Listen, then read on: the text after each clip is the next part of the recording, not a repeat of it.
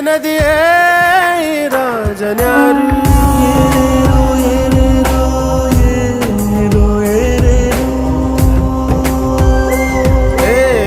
ವಿಧಿಯೇ ವಿಧಿಯೇ ವಿಧಿಯೇ ವಿಧಿಯೇ ವೀರನ್ಯಾರು. ಒಂದು ಊರಿನಲ್ಲಿ ಒಬ್ಬ ಪರಾಕ್ರಮಿ ರಾಜ ಇದ್ದ.